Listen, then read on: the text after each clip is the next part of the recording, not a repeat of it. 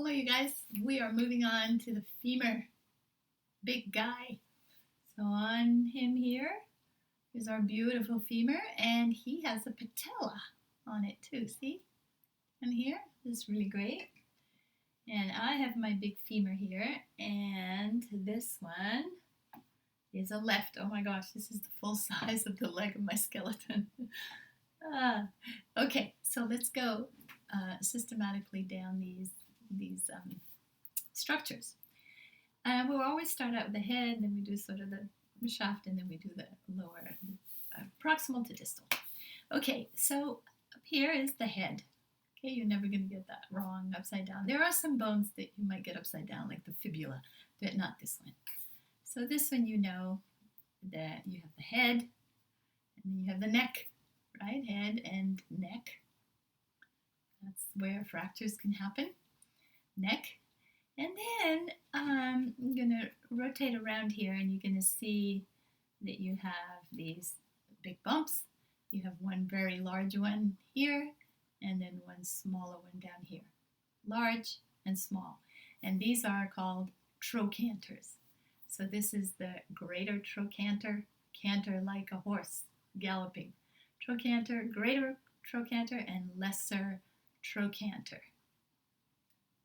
That's the only place that this word is going to show up. You're not going to have a trochanter and a different bone somewhere else in the body, because bones do repeat, the names repeat, but this is not one of them. Okay, head, neck, greater trochanter, lesser trochanter. And that's all we have in this more proximal region. Okay, then we want to go to the shaft, and on the shaft, so I have to show you that's anterior, right? That's anterior. And I'm going to rotate it so you're looking at the posterior end. On the shaft is a very rough area here. And so less visible. It's easier touched than seen. Okay, and that rough area is called the linea aspera. So linea means line. Aspera means rough. So it's the rough line. And the rough line is where big muscles are going to come over and attach onto there. Okay? I'm going to rotate it back down, around. And then we're going to move down to the extremity here. And I want to remind you about condyles again. Remember? We have the shiny part of this is always the condyle, and then these sort of lateral areas like this are always the epicondyles. It's the regions that go around the condyle but are really not part of the actual joint. Okay? So, given that this is a left, okay, it's a left on my guy here, then I'm going to lift it up here, and then I'm going to know that this is then a condyle. It's the lateral condyle. And this is the medial condyle, right? They're going to form a joint with the tibia down below. So a lateral condyle and medial condyle. But this area now surrounding the condyle, but not really quite part of the joint, is a lateral epicondyle. And then I'm going to come around this way, and here is the medial epicondyle, right? Okay, I'm going down the list. And then between both condyles would be the intercondylar fossa. Intercondylar fossa, given that it's between both.